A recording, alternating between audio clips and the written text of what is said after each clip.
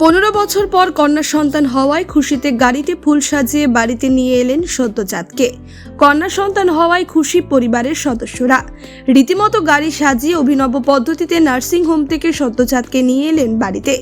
15 বছর পর কন্যা সন্তান হওয়ায় আনন্দে আত্মহারা পরিবারের সদস্যরা। এমন মনোহর চিত্র দেখা গেল বহরমপুরের নিদান নার্সিংহোমে।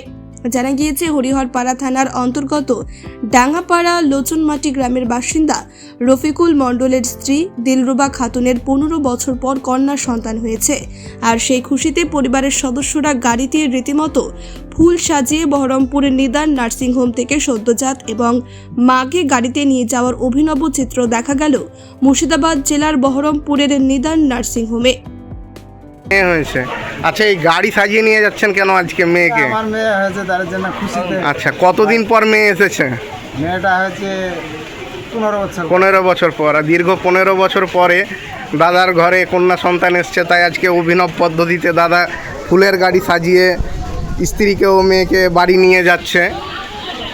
বলছি, আপনি যে নার্সিংহোমে করেছেন, সিজার নার্সিংহোমের নাম কি? নিদান নার্সিংহোম। বলছি, নার্সিংহোমের ব্যবহার পরিষেবা সব ঠিকঠাক ছিল? হ্যাঁ। কোনো রকম অসুবিধা হয়নি তো? না।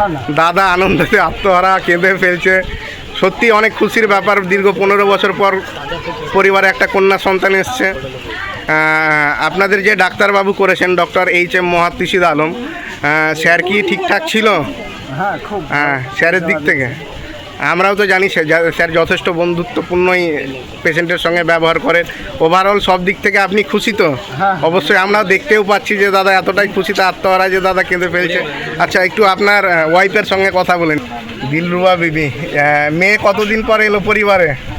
15 বছর পর। আপনি খুশি তো? অনেক খুশি। আচ্ছা, এই যে নার্সিংহোমের মাসিয়া, সিস্টার, বাকি যারা ছিল সব ঠিকঠাক ছিল? ওপরে পরিষেবা, স্যার সবার ব্যবহারে, স্যারের সব দিক থেকে আপনি খুশি তো? আচ্ছা, যান, ভালো করে মেয়েকে নিয়ে যান। উপরওয়ালার কাছে দোয়া করবো যেন মেয়ে আপনি দুজনেই সুস্থ থাকেন। ঠিক আছে, ইনশাআল্লাহ। ভালো থাকবেন, সুস্থ থাকবেন। বহরমপুর থেকে মুস্তাকিম শেখের রিপোর্ট, চেতনা নিউজ।